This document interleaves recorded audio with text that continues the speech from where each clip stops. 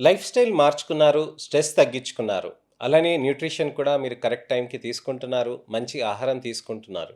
అయినా కానీ జుట్టు పలచబడుతుంది. ఎలా పలచబడుతుంది? అసలుకి బట్టతలలు ఎందుకొస్తాయి? హెయిర్ లైన్ అనేది ఎందుకు రిసీడ్ అవుతూ ఉంటుంది? హెయిర్ లైన్ రిసీడ్ అవుతున్నప్పుడు ఎలాంటైనా ట్రీట్మెంట్స్ తీసుకుంటే రిసీడింగ్ అనేది స్లో అవుతుందా? ఎలా ఆపుకోవచ్చు మనము? అసలు హెయిర్ లాస్‌కి మనం క్యూర్ చేయొచ్చా? హెయిర్ లాస్‌కి సరైన ట్రీట్మెంట్స్ తీసుకోవచ్చా? ఒకరొచ్చేసి పీపీ 405 వచ్చింది అని అంటారు. ఒకరొచ్చి క్యూఆర్ 678 వచ్చింది అని అంటారు.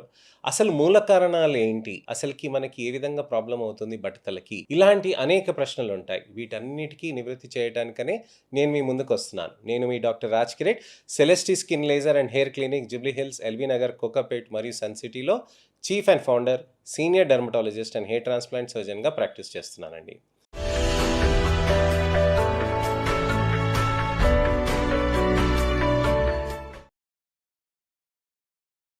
బట్టతలలనేటివి చాలా ప్రాబ్లమాటిక్‌గా మారిపోతూ ఉన్నాయి. ఇప్పుడు నేను చాలా యంగెస్ట్ ఆఫ్ ది యంగెస్ట్ పేషెంట్స్‌ని కూడా నేను చూస్తున్నానండి. నా యంగెస్ట్ పేషెంట్ వచ్చి 15 ఏళ్ళకి బట్టతలలొచ్చేస్తున్నాయి.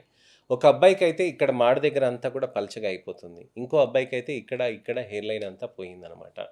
అయితే 15 ఏళ్ళకే బట్టతలలు రావటం ఏంటి అని ఆలోచిస్తూ ఉంటారు చాలామంది. అలానే 19 ఏళ్ళకి, 20 ఏళ్ళకి పూర్తిగా జుట్టుపోయి ఉన్న వాళ్ళని కూడా నేను ట్రీట్ చేస్తూ ఉంటాను. వాళ్ళని చూసి నాకు గూడా బాధేస్తూ ఉంటది. అసలు ఎర్లీ ఏజెస్‌లో ఇంతగనం బట్టతలలు ఎందుకొస్తాయి? అసలు ఏ విధంగా అవుతున్నాయి? అసలు బట్టతలలు ఎందుకుంటాయనే దాని గురించే నేను మీకు ఇవాళ వివరిస్తానండి. బట్టతలలనేటివి డీహెచ్టీ హార్మోన్‌కి సంబంధించిందండి. డీహెచ్టీ హార్మోన్ అంటే డైహైడ్రో టెస్టోస్టిరాన్.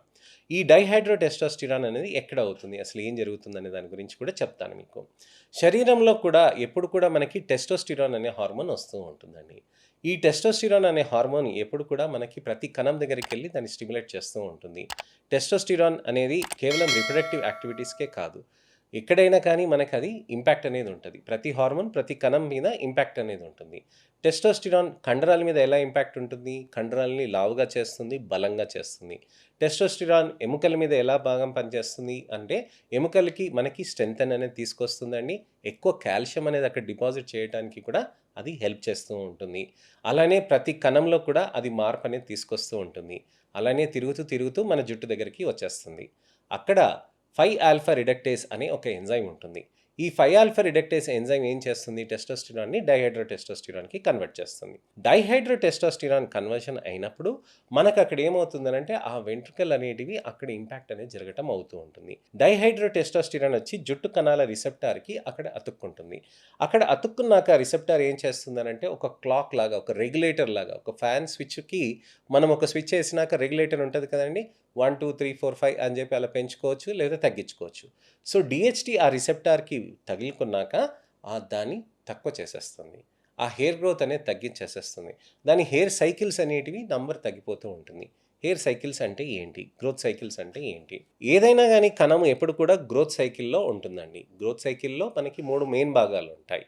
అనెజన్, కీటోజన్, టీలోజన్. అనెజన్‌లో వచ్చేసి గ్రోత్ ఫేజ్ అని అంటారనమాట. అంటే ఏ కణమైనా గాని విపరీతంగా దాని పని అది చేసుకుంటూ ఎక్కువ యాక్టివిటీ చేస్తుంది. ఆ టైంలో తనకి గ్లూకోజ్ కానీ, లేకపోతే ఇతరితర మైక్రో న్యూట్రియంట్స్ కానీ అవసరం ఉంటుందనమాట. అది అయిపోయినాక ఒక స్టేజ్ దాటినాక అది అలసిపోతుందనమాట. మనలాగా మనకి 24 గంటలు మనం ఎలా అయితే పని చేస్తామో అండి, ప్రతి కణం అలా 24 గంటలు పనిచేసి మిగతా 10 గంటలు పడుకుంటుంది అనంటే కుదరదండి. అలా మన శరీరం పని చేయదు. అందుకోసమనే కణాలకి గ్రోత్ ఫేజ్ అనేది ఉంటుంది. అది కంటిన్యూయస్‌గా పొద్దున్న నుంచి రాత్రి, రాత్రి నుంచి పొద్దున కంటిన్యూయస్‌గా క్షణం తీరిక లేకుండా గ్రోత్ అవుతూనే ఉంటుందనమాట. ఆ గ్రోత్ అయినాక ఆ తర్వాత కొద్దిగా రెస్టింగ్ ఫేజ్‌లోకెళ్తుంది. అప్పుడు వేరే కణాలనేటివి యాక్టివ్‌గా చేసుకుంటాయి. సో, ఈ విధంగా అందుకుంటూ ఉంటాయనమాట. ఎప్పుడైతే అవి రెస్టింగ్ ఫేజ్‌లోకెళ్తాయో అవి టీలోజన్‌గా మారతాయనమాట. Telogen phase resting phase. అంటే ఆ టైంలో ఏం చేస్తుందంటే కణం ప్రతి ఒక్క మైక్రో న్యూట్రియంట్, న్యూట్రిషన్ అన్ని రకాలుగా ప్రతి ఎనర్జీ అనేది స్టోర్ చేసుకొని నెక్స్ట్ గ్రోత్ ఫేజ్‌కి రికవరీ కావటానికని ప్రయత్నం చేస్తుందనమాట. సో, ఈ మైక్రో న్యూట్రియంట్ గ్రోత్ ఫేజ్ ఇదంతా చేసుకోవటానికని టీలోజన్‌లో ఇది దోహదపడుతుంది. అయితే టీలోజన్ అయినాక మళ్ళీ ఎనర్జన్‌లోకొస్తుంది. ఇది గ్రోత్ సైకిల్ అనమాట. అలానే ప్రతి కణము, మూల కణాలు మనకి జుట్టుకి సంబంధించిన ప్రతి మూల కణం కూడా ఈ విధంగా గ్రోత్ సైకిల్‌లోకి మారిపోతూ ఉంటుంది.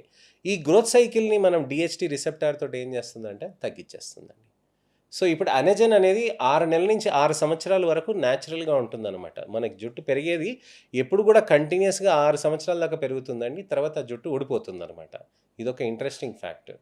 సో, ఈ 6 సంవత్సరాల తర్వాత ఊడిపోయినాక మళ్ళీ లోపల అది రెస్టింగ్ చేసుకొని మళ్ళీ ఫాలికల్ అనేది మళ్ళీ బయటికి రావాలనమాట. అయితే ఈ ఫాలికల్స్ అనేటివి టీలోజన్ దగ్గర డీహెచ్టీ రిసెప్టార్స్ అటాచ్ అవుతే ఆ టీలోజన్ ఫేజ్‌ని ప్రొలాంగ్ చేసేసి ఫైబ్రోసిస్‌కి తీసుకొచ్చేస్తుందనమాట.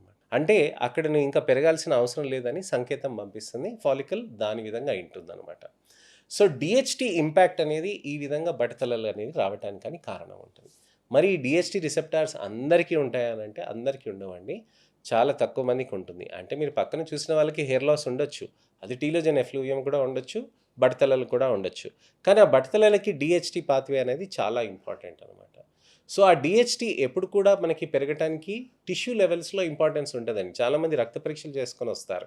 సార్ నేను రక్త పరీక్షలు చేసుకున్నాను. డీహెచ్టీ లెవెల్స్ నాకు నార్మల్ ఉన్నాయని అంటారనమాట. డీహెచ్టీ లెవెల్స్ టిష్యూ లెవెల్స్‌లో మనకి ఇంపార్టెంట్ అండి. అంటే తలలో ఉన్న మనకి ఆ మాడులో ఉన్న చర్మంలో డీహెచ్టీ ఎంత అవుతుందనేది అది ఇంపార్టెంట్. మీ రక్తంలో డీహెచ్టీ ఎంత ఉన్నదని దానికి సంబంధం లేదు. ఆ జుట్టు దగ్గర ఎంత లెవెల్ ఉంది, ఎంత విధంగా పెరుగుతుందనేది మనం చూసుకోవాలనమాట. సో, అది రిసర్చ్ ఫేస్‌లో ఉంటుంది. మనకి ఇమ్మీడియేట్‌గా ఒక బ్లడ్ టెస్ట్‌లో అలా తెలుసుకోలేమండి. మోస్ట్‌లీ క్లినికల్‌గా మనం చూసుకోవచ్చు. రక్త పరీక్షలు వేరే విధంగా మనం చేస్తామనమాట. సో, ఇదండి విషయం. డీహెచ్టీ అనేది హెయిర్ ఫాలికల్‌కి మనకి ఏ విధంగా ఇంపాక్ట్ అవుతుంది, బట్టతలలు ఏ విధంగా వస్తాయి అనే దాని గురించని నేను మీకు మూల కారణాల గురించని నేను ఎక్స్‌ప్లెయిన్ చేశాను. మరి అగ్రవేషన్ ఫ్యాక్టర్స్ ఏంటి అని అడుగుతారు చాలామంది. అంటే నా చేతుల్లో ఉంది ఏంటి? టెస్టోస్టిరాన్ నేను తగ్గించుకోలేను గదా! డీహెచ్టీ అయితే తగ్గాలి గదా! మరి ఎలా చేస్తాము అని అంటారు. మీ లైఫ్ స్టైల్ అనేది మార్చుకోవాలి. లైఫ్ స్టైల్ అనేది ఖచ్చితంగా మార్చుకొని టైంకి నిద్రపోవాలి. టైంకి నిద్రపోకపోతే కార్టిసాల్ హార్మోన్స్ వస్తాయి. కార్టిసాల్ హార్మోన్స్ తోటి మనకి ఈ సెల్ సైకిల్ పైన ఇంపాక్ట్ అవుతది. నా వీడియోలో పాత వీడియోలో నేను మీకు ఇది క్లియర్‌గా ఎక్స్‌ప్లెయిన్ చేశానండి. అది కూడా మీరు చూడండి. అప్పుడు మీకు అర్థమవుతుంది. ఈ వీడియో సీరీస్‌లో మీకు అన్నీ ఈ విధంగా మూల కారణాలన్నీ ఎందుకు ఎక్స్‌ప్లెయిన్ చేస్తున్నానంటే ట్రీట్మెంట్స్ కంటే ఎక్కువ మనకి ఇంపార్టెంట్‌గా లైఫ్ స్టైల్స్ మార్పులనేటివి చాలా ఇంపార్టెంట్ అండి. ట్రీట్మెంట్ ఎలాగో చేస్తాం. మీరు మా దగ్గరికొస్తారు. మేము ట్రీట్మెంట్ చేస్తాం. నెలకొకసారి చేస్తాం. కానీ మిగతా 29 రోజులు, మిగతా 30 రోజులు అది మీ చేతుల్లో ఉంటుంది. సరైన టైంకి తినాలి, సరైన ఆహారం తీసుకోవాలి, సరైన నిద్ర టైంకి ఉండాలి అనమాట. సో, ఈ విధంగా మనం జాగ్రత్తలు తీసుకోవాలి. లైఫ్ స్టైల్, న్యూట్రిషన్ అని మార్చుకోవాలి. హార్మోనల్ ఎవాల్యుయేషన్ అనేది మేము చేస్తాం. ఆడవాళ్ళలో పీసీఓఎస్ ఉంటే గనక డీహెచ్టీ పాత్వేస్ అనేటివి చాలా ఎక్కువగా యాక్టివ్ అయిపోతూ ఉంటుందన్నమాట. అలానే న్యూట్రిషనల్ డెఫిషియన్సీస్ ఉన్నప్పుడు, స్ట్రెస్ అయినప్పుడు కూడా 5 ఆల్ఫా రిడక్టేజ్ యాక్టివిటీ అనేది ఎక్కువైపోతూ ఉంటుంది. పెరిఫాలిక్యులర్ ఫైబ్రోసిస్ అనేది అవుతూ ఉంటుంది. ఇది అన్నీ మల్టీ ఫ్యాక్టోరియల్ అండి. ఒక్క కారణం కాదు. అన్ని కారణాలు ఉంటాయి. కలిసి వస్తేనే ప్రాబ్లమ్ వస్తుంది. ప్రతి కారణంని అన్‌ఫోల్డ్ చేసి, ప్రతి కారణాన్ని మనము మంచిగా అన్వేషణ చేసి, కరెక్ట్ విధంగా మనకి ట్రీట్మెంట్ చేసుకోవాల్సిన అవసరం ఉంటుందండి.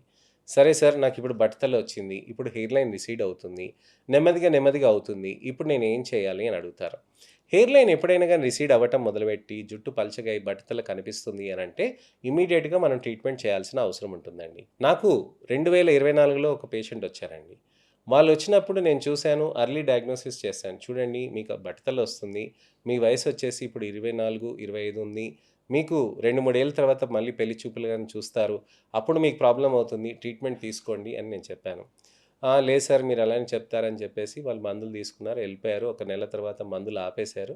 మళ్ళీ 2 సంవత్సరాల తర్వాత ఇప్పుడు 2026లో వచ్చారండి. ఇప్పుడొచ్చి ఏం చెప్పారనంటే, "సార్ జుట్టు ఊడిపోయింది సార్.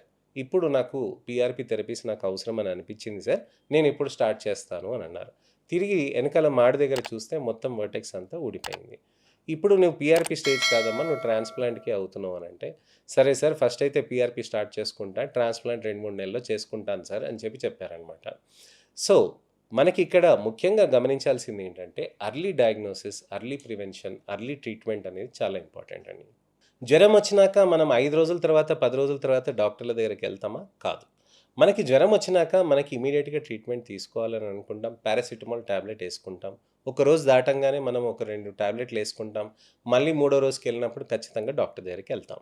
అలాంటిది మనము హెయిర్ లాస్ కూడా చూసుకోవాలి. మనం హెయిర్ లాస్ అయినప్పుడు స్ట్రెస్‌ఫుల్ లైఫ్ స్టైల్‌ని తగ్గించుకొని, ఆహారం మార్చుకొని చూడాలి. ఒకవేళ అప్పుడు కూడా అలా అవుతుంది అనంటే, మనం ఇమ్మీడియేట్‌గా మనం ట్రీట్మెంట్ డాక్టర్స్ దగ్గరికి ఎళ్ళిపోవాల్సిన అవసరం ఉంటుందండి. సో, ట్రీట్మెంట్స్ అనేటివి మనము ఎర్లీ డయాగ్నోసిస్ చేసినప్పుడు ఎర్లీ ట్రీట్మెంట్స్ చేసుకుంటాం. సో, నేను ఫస్ట్ మందులు మొదలెట్టుకుంటాను తర్వాత ట్రీట్మెంట్స్ అని చాలామంది చెప్తూ ఉంటారు. మందులు మొదలెట్టుకోండి. కానీ ఆ మందులు ఎప్పుడో అప్పుడు మానేస్తూ ఉంటారు. అందుకోసమనే మేము ప్రొసీజర్స్ చేసినప్పుడు ఏమవుతుందనంటే ప్రతి నెల మరి ట్రీట్మెంట్ చేసుకుంటూ ఉంటారు. ప్రతి నెల మాకు క్లోజ్ ఫాలోఅప్‌లో ఉంటారు. నాకు కూడా ఇంప్రూవ్మెంట్స్ అనేటివి కనిపిస్తూ ఉంటాయి. కంపారిజన్ అనేది చేసుకుంటూ ఉంటాం. ఈ విధంగా ట్రీట్మెంట్స్ అనేవి చేసుకుంటూ ఉంటే బెటర్ రిజల్ట్స్ అనేటివి ఉంటాయండి. ప్రతి నెల రావాల్సిన అవసరం ఉంటుంది. మా దగ్గర పేషెంట్స్ కొంతమంది సార్ నేను నెల రాలేకపోయానని అంటారు. కానీ నేను మందులు తెప్పించుకున్నాను, మళ్ళీ వాడుకున్నానని అంటారు. నేను చాలా హ్యాపీ ఫీల్ అవుతాను. ఎందుకనంటే మందులు వాడుకోవటం చాలా ఇంపార్టెంట్ అండి. ప్రొసీజర్స్ మనకు సమయంగా అనుగుణంగా మనం ఎప్పుడైనా కానీ ట్రీట్మెంట్ చేసుకుంటూ ఉండాల్సిన అవసరం ఉంటుంది. సో ట్రీట్మెంట్ అనేది ఎప్పుడు కూడా మనము మంచిగా చేసుకోవాలండి. ఏమేమి ఆప్షన్స్ ఉంటాయి? పీఆర్పీ థెరపీస్ ఉంటాయి, జీఎఫ్సీ థెరపీస్ ఉంటాయి, కొత్తగా ఎక్సోజమ్స్ అని వచ్చాయండి, PP88 అని ఉన్నాయి, QR678 ఉన్నాయి, అనేక రకమైన ఎల్ఈడి థెరపీస్ ఉన్నాయి, స్కాల్ప్ స్టిమ్యులేటింగ్ థెరపీస్ ఉన్నాయి, హెయిర్ మాస్క్స్ ఉన్నాయి, మినాక్సిడిల్స్ ఉంటాయి, ఫినాస్ట్రైడ్, డ్యూటాస్ట్రైడ్, న్యూట్రిషనల్ సప్లిమెంట్స్ ఉంటాయి, మంచి షాంపూస్ కూడా ఉంటాయి. ఇలాంటి అనేక రకమైన ట్రీట్మెంట్స్ కూడా మన దగ్గర ఉంటాయన్నమాట. ఇవన్నీ కూడా చేస్తూ ఉంటే మన జుట్టు అనేది కూడా మంచిగా నిలబడి గట్టిగా అవ్వటం జరుగుతూ ఉంటుంది. మరి ఇప్పుడు ఈ ట్రీట్మెంట్స్ అనేటివి ఏ విధంగా చేస్తారు? అసలు టాబ్లెట్స్ ఏ విధంగా పనిచేస్తుంది? మినాక్సిడిల్ టాబ్లెట్స్ రూపంలో వస్తాయా? ఫినాస్ట్రైడ్, డ్యూటాస్ట్రైడ్ ఏ విధంగా సేఫ్ ఉంటాయి? ఎలా పనిచేస్తుంది? ఏ విధంగా ఉంటాయి? అనే దాని గురించి నేను మీకు నెక్స్ట్ వీడియోలో వివరిస్తానండి. అలానే న్యూట్రిషన్లో ఏది కూడా తీసుకోవాలి అనే దాని గురించి కూడా నేను మీకు డిస్క్రైబ్ చేస్తాను. నెక్స్ట్ ఇన్ఫర్మేషనల్ అవేర్నెస్ వీడియోతోటి మళ్ళీ నేను మీ ముందుకు వస్తాను. నేను మీ doctor Raj Kireet, Celesti skin laser and hair clinic, Jubilee Hills, LB Nagar, Kokapet మరియు సన్ సిటీలో chief and founder, senior dermatologist and hair transplant సర్జన్గా ప్రాక్టీస్ చేస్తున్నానండి. మీకు ఎటువంటివైనా హెయిర్ లాస్ ప్రాబ్లమ్స్ ఉన్నాయి, ఇలా ఏదైనా కానీ మీకు ఇబ్బంది పడుతున్నారు అని అంటే, ఎటువంటివైనా ప్రశ్నలు ఉన్నాయనంటే నిస్సందేహంగా మీరు అడగొచ్చండి. కామెంట్ సెక్షన్లో పెడితే దానికి తగ్గట్టుగా నేను మీకు వీడియో రిప్లై కానీ, టెక్స్ట్ రిప్లై కానీ చేస్తాను. నెక్స్ట్ ఇన్ఫర్మేషనల్ అవేర్నెస్ వీడియోతోటి మళ్ళీ మీ ముందుకు రావాలంటే నా ఛానల్ని సబ్స్క్రైబ్ చేసుకొని నోటిఫికేషన్ బటన్ నొక్కండి. నా వీడియోస్ని దయచేసి లైక్ చేసి షేర్ చేయండి. నా ఈ అవేర్నెస్ క్యాంపెయిన్లో మీరు కూడా పాలు పంచుకుంటారని ఆశిస్తున్నాను. బట్టతలలు ఉన్న వాళ్ళకి, కారణాలు తెలీదు అని ఆలోచిస్తున్న వాళ్ళకి ఈ వీడియోస్ని వాళ్ళకి షేర్ చేయండి. అలానే చాలా ఇంపార్టెంట్గా మనకి వీడియోస్ని హైప్ చేయండి. హైప్ చేస్తే నా ఈ అవేర్నెస్ క్యాంపెయిన్లో మీరు కూడా సపోర్ట్ చేసినట్టుగా ఉంటుంది. నెక్స్ట్ వీడియోలో మళ్ళీ కలుస్తాను. అంతవరకు సెలవు. నమస్తే.